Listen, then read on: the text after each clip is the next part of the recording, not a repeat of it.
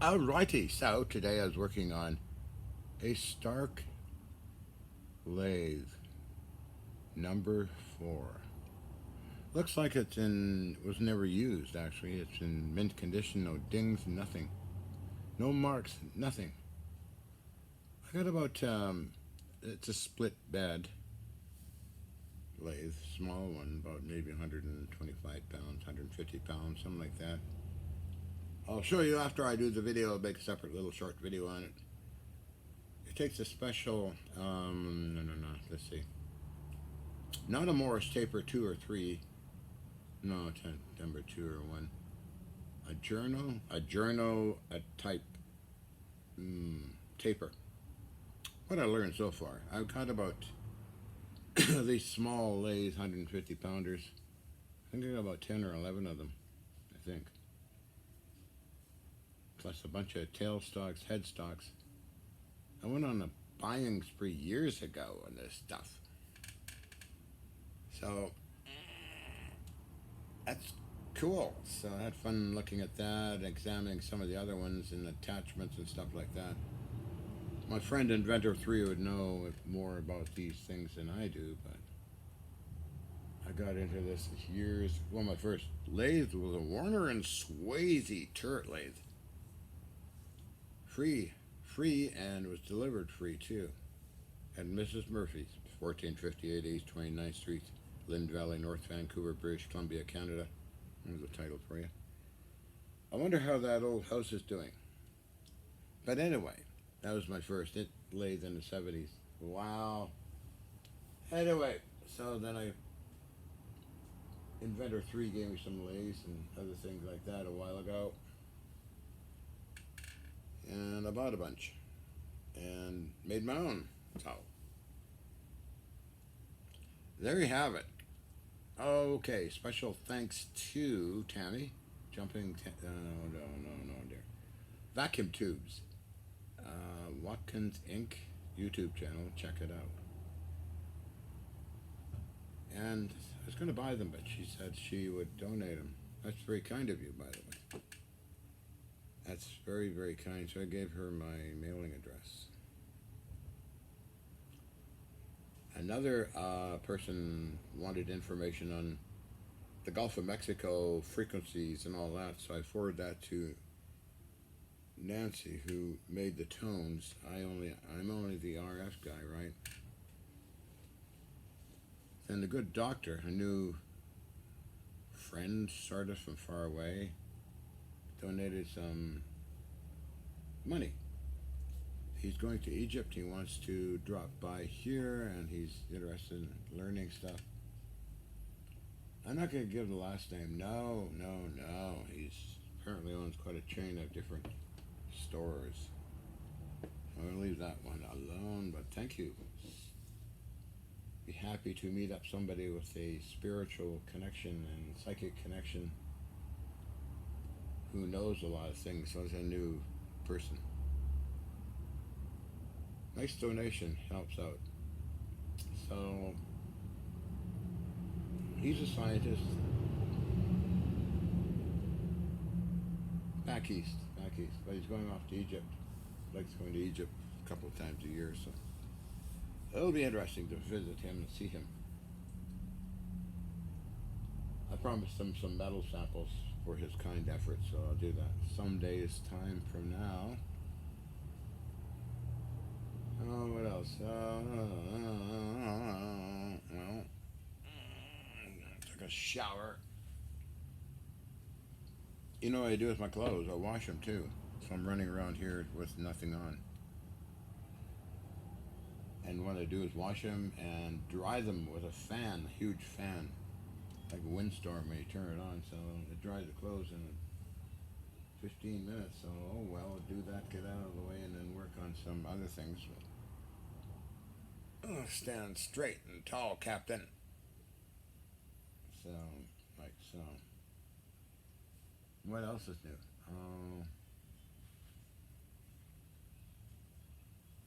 Not much. Still going to the scrapyard and still spare radio sales, and as well as I'm getting a piece of vintage naval transceiver sometime.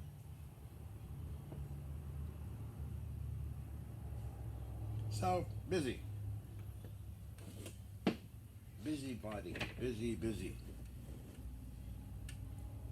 And Mr. EVL, of course, is always around, checking in on me, nibbling and licking and nibbling and licking. He's quite a character, isn't he, Mr. EVL? Mr. EVO, I presume. And straightened out a shaft, a small shaft. It was not a half inch, less than a half inch diameter, hardened steel. But I managed to straighten it a little bit. Stuck it in a lathe, measured the high points, and just gently tapped it. Although it's hard, you don't want to hit it too hard to snap. But it seemed to work okay, and I didn't want to go, bang it hard or try this and that. I just see how it feels. So I think, nah, it might snap, might break. Hit it too hard, but I'm very cautious of that. And the lathe is very massive compared to this little shaft. With threaded too, so I got it straight. Probably couple of thousandths off, but it works okay. What do we have here?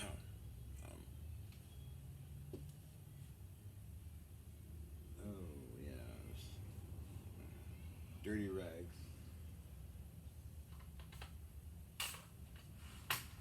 So that's my day as carrying around lathe heads or headstocks.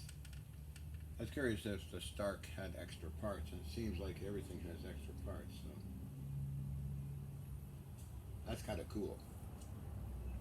Are these little lathes were turn of the century kind of things? Come on, get out of there. What's going on here?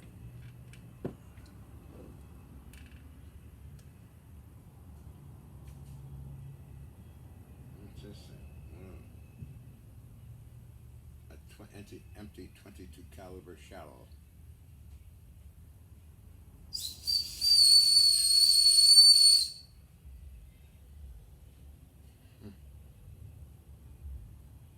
I believe, yeah, it is, isn't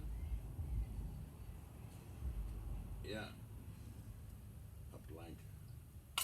Was a blank. Let it go. The pop. A while ago.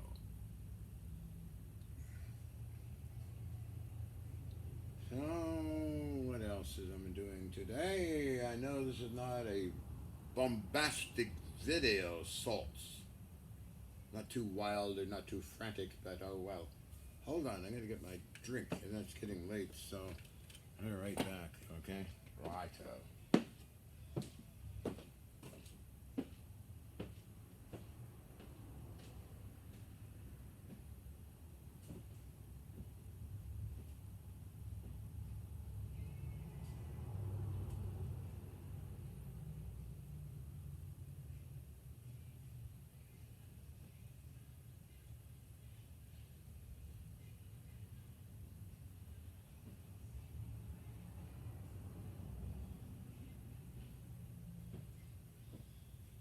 Coming right back.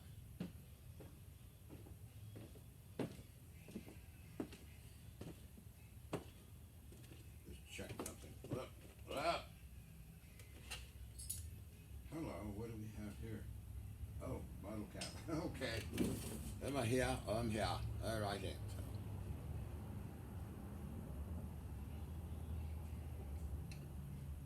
And Izzy Pizzy. Something I was going to talk about. What was it? I talked yesterday about psychic stuff. I wasn't too powered up in video mode, but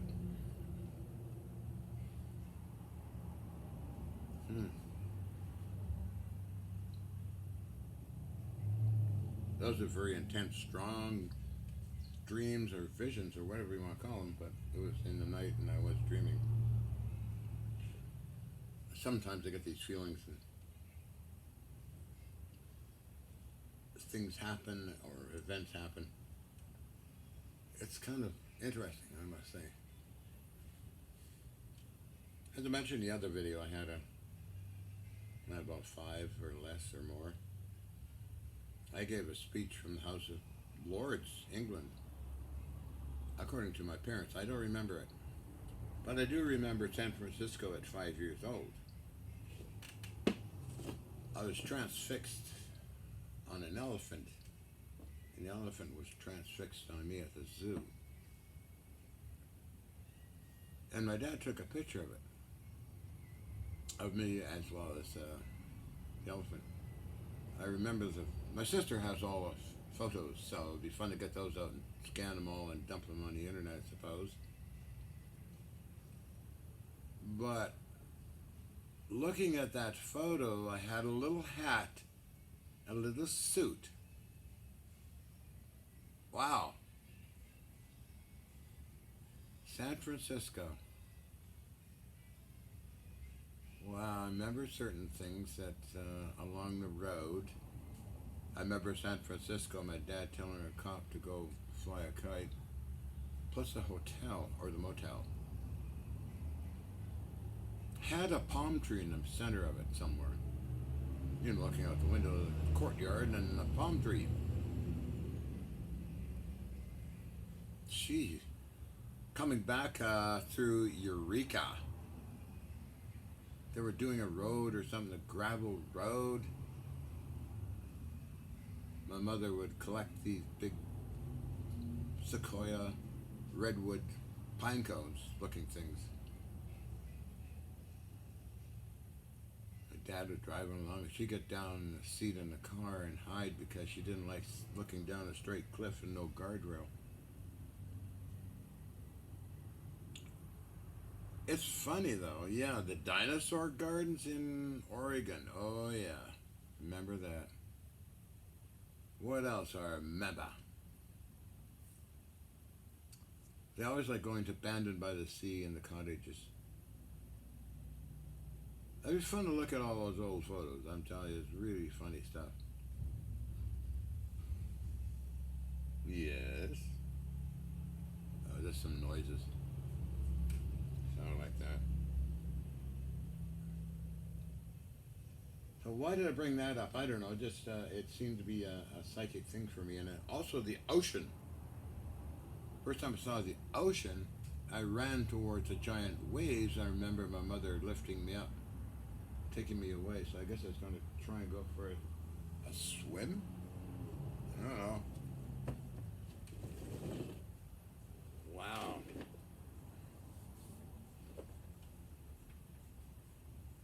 I was captivated by something. Wow, okay, well that's interesting, isn't it? Well, I suppose so. It's just me talking a blue street. So I got no comments on my product details. Probably no, because too embarrassed to say something. Because it sort of looks like something somebody knows about. And everybody knows about it. It's a video I did some days ago. I tend to push the limits against the social engineering.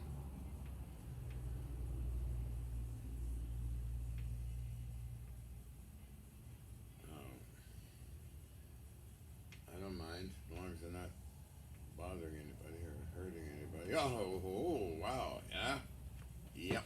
I have fun doing that. Doing my little escapades. I was doing this yesterday or something like that.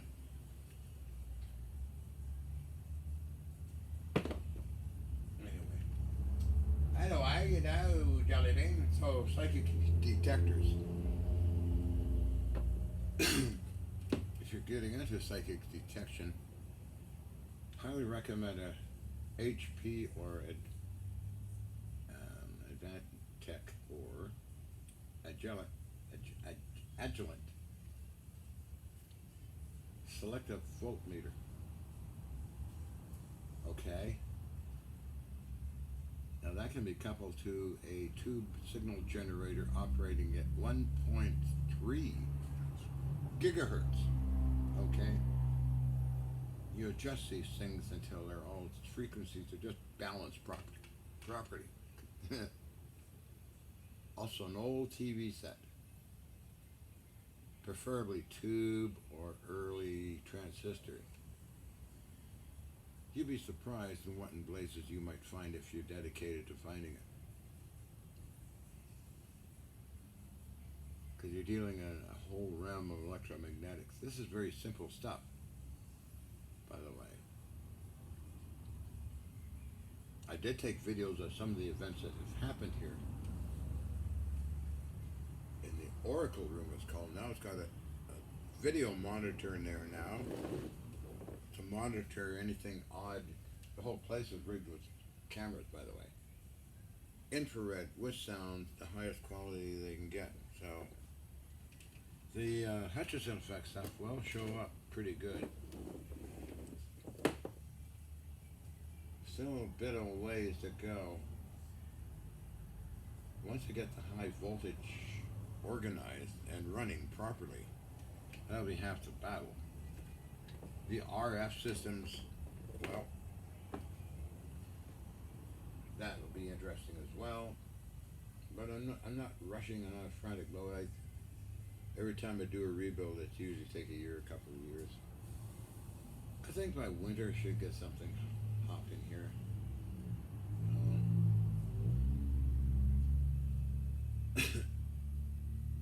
I had when I was doing stuff in the apartment, I had cameras covering it, and there's a lot of weird stuff happened. I caught it on tape, but it's not the best of quality. There's a camera that George Hathaway gave me years ago to capture anything weird like that. All that's on that hard drive or whatever it is. There's a chunk of steel melting. And I uploaded some to an old YouTube channel. Hutchison Effect 2009 it's called. There's bits and pieces that I did tape. How to upload it to the internet is just simply had to play it on a VCR and film it from a TV set into a camera that's compatible to be used on the internet. So that's how I got that most of that stuff uploaded. It's called Hutchison Effect 2009. I think it's all capitals. But I'm just going over it last night. There's a lot of funny old stuff there. Capturing a chunk of steel flying around, or turning jelly like and just falling apart. It's kind of interesting, I guess. So people seem to be interested in it. That's why I'm going to do it again too. My interest varies from this stuff into like electrical stuff. Let's call it that. Vintage to machinery and other things. I never make a claim. I let anybody who wants to film it claim what they saw, not me. That's not in my job description. Same with the high power cells.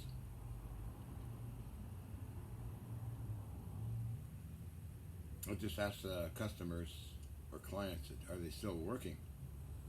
They say, oh yeah, I'm still running. That was Mr. Yamabe from Japan, 2004. And a few others over the years that asked me how am I doing and all that, and I asked them how their power cell product is doing. I made a square foot one. That was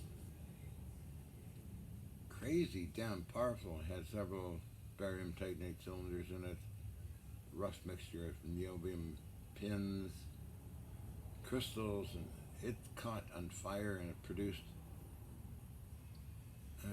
who knows, 70,000 volts streamers running into the pipes close to the toilet, blackened the toilet. Two that went ballistic. One, I really put a lot of energy in number two. They put 150 volts out, but it got start getting hot, and I carried the thing to lab number two, as it was called back then, and it fried up. So I actually got a video of that somewhere. Because I could light a light bulb with that thing. The others had amperes but low voltage. They would discharge and rebuild and discharge, rebuild. Well, power, small motor. Nothing spectacular. But anyway, yeah, so that's power cell stuff that I actually have no interest in anymore. Actually, no, I didn't have that much of an interest even a long time ago. But, you know, customers, clients want it, and I can do it. Okay, I did it. I always say to my customers, if there's no guarantees, I don't know if it's going to work or not. I do my best. But they put in money, and like $250,000 here, $250,000 there, overtime and all that stuff. I build them, they work. What they do with them? Well, they try to get funding to go into factory production, so no luck on that. It was kind of weird, all that stuff, but I'm trying to think of something. Because I was also working on the warships, and at nighttime, getting back, I'd spend an hour or two on these power cells. Put them together for the clients. Very easy contracts. And last one of the high powered. Oh, sorry, it was 2016. I had found these wafers and I tried it out. I got some energy from it, but it just kind of failed after a while. And I sold that whole thing on eBay just to get rid of it. It's kind of, oh well, you know, because I made videos on it, and I don't know where they are. Where are all those videos? I don't know. I think there's some on the Carla B. Conniption, one of my YouTube channels. I had one YouTube channel with thousands of videos of that kind of stuff, but YouTube took it down because community guidelines or something like that, too many tags or some stupid thing anyway.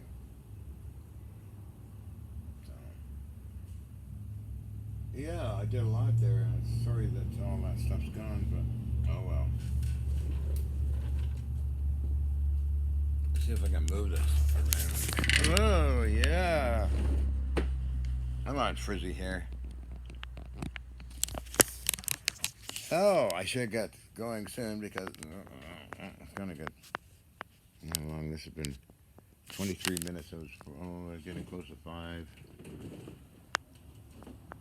Gotta do vitamins and make smokes.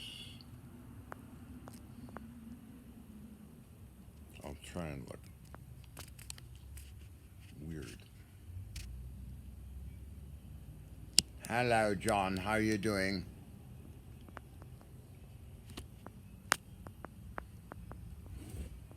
Hello. Oh, Alex. I miss Alex Pizarro. He was a character.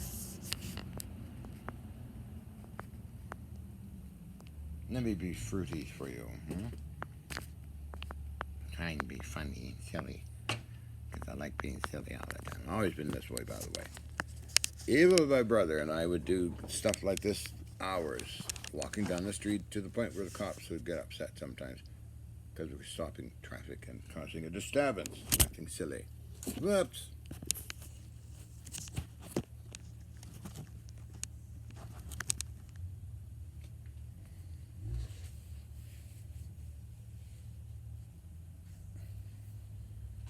Anyway, yeah, we did that. I had a character called Otto and Roscoe. My brother was Roscoe, I was Otto.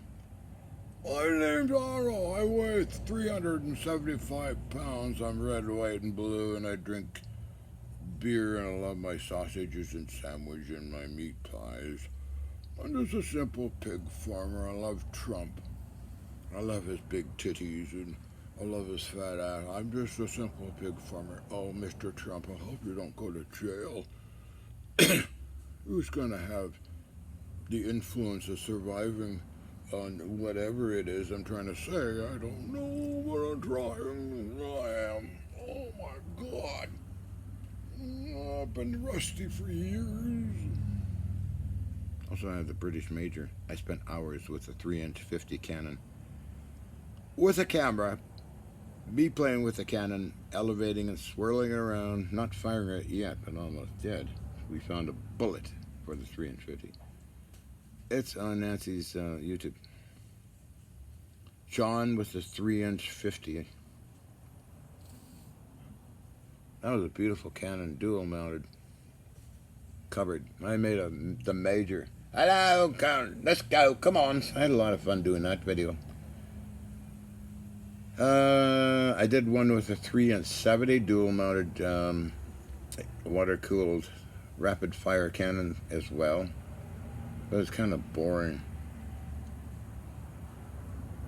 But it's 71,000 moving parts in that thing, and my job was take as much of it apart as possible. Like 3-inch 50, 3-inch 70, which I did do, and I still got loads of little bits and pieces of neat stuff. And in the storerooms were loaded with all spare parts. If you wanted to get the cannon working again, all you had to do is go down the storeroom and get all those spare parts. Spare brand new breech block, brown paper, tags, and everything on it. And my other thing was, besides the cannon, was the mortar bay on Columbia, and then all the electronics on the entire ship, including sonar. Oh, they try to dismantle, you know, some make it inert. Well, you go down the storeroom and find another module. That was a lot of fun doing that. They like clipping out the capacitors because it might contain PCBs. So, well, guess what? Go to the storeroom and it's just everything's in brown paper and it's thousands of things. It takes weeks to go through the paper, which I did do. I had a lot of fun doing that. Brass Oilers, too. Joe Crosby, one of the project managers, I collected for some of the project managers the brass Oilers for Joe, who worked for Rivtow. John Koslick, is it, the owner of Rivtow, arranged for Joe and I to have a day out on the ocean in a powerboat. And that was amazing fun. So Joe and I are going out in the channel in Vancouver. Joe's next to me and he's running a boat, powerboat. John, I'm going to get our lunch. You take over and don't hit anything. I said, oh shit. Can I do it? I did it. I saw the sea bus coming and I thought, okay. Just the time, all the time went right under the bridge, Lionsgate Bridge. Wow, it's a little rough there, but that was fun. Under second arrows. Well, all the way to Horseshoe Bay, where Mr. Koslick, the president of Rivtow, arranged for us to be picked up, taken back to New Westminster. That was a fun day. I loved it.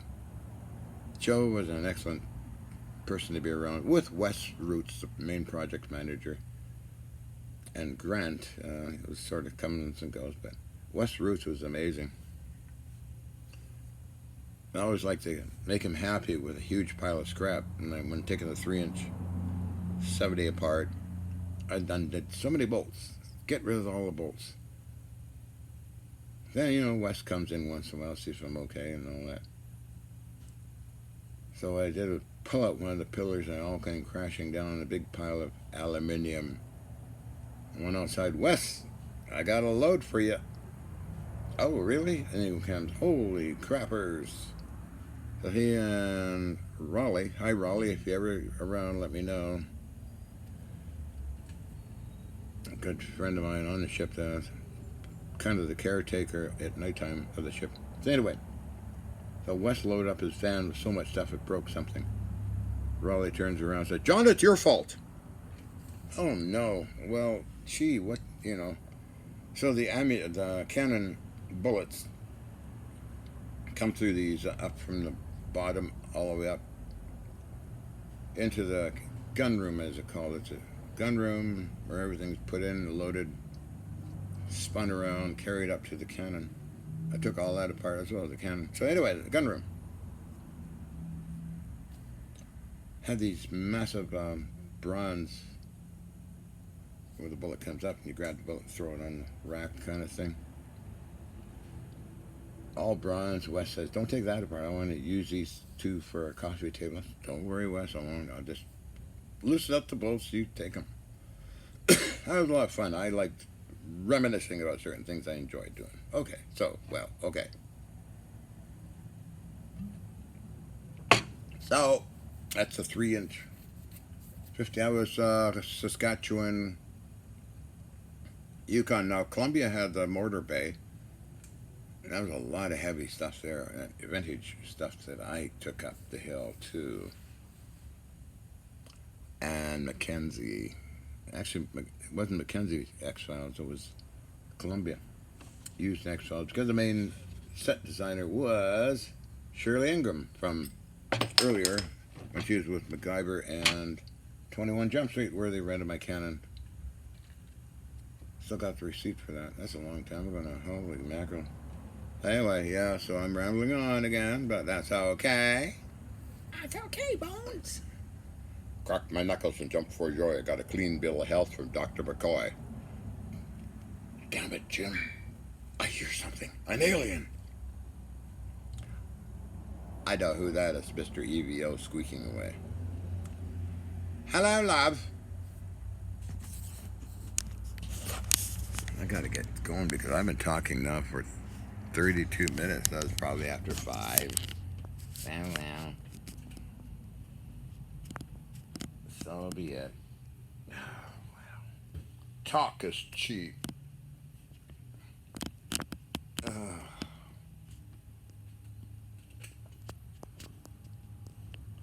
wonder if I could fit in the Stark lathe. I don't know. Try it.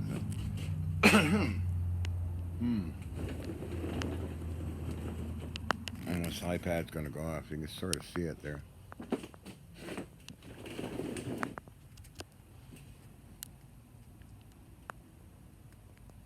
This bench contains vintage weird stuff. Stark lathe. I believe it's called Jarno type taper for the tailstock. I'll ask Inventor 3. He might know. It's an odd taper. It's not a Morris taper. There's nothing wrong with it. It's just painted this color and no dings or nothing on it. It's like never used. So it probably wasn't used. No wear or nothing on it. So you can get over there and take a look. I got other ones, other lathes too, little ones like that. Let's see.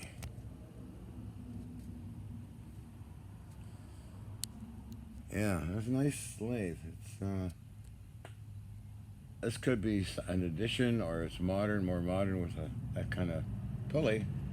But I believe I got another one with flat belt pulley, but that's okay.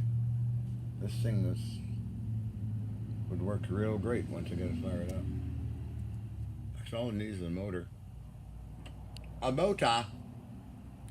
And in that tailstock, some of those journal fittings. And I said I got a ton of these different kinds. Rivet. What else? A bunch of old lathes like that, turn of the century stuff. I just had a love for them, so I got lots of them. They were cheap. I saw one of these on eBay today $1,700. So I guess somebody's collecting them, or they think it's an antique and they like getting it, I suppose. I don't know. A lot of stuff lining up on eBay these days as the generation turns. And the old timers die off and their stuff winds up on eBay. Oh. On that note, I should get going.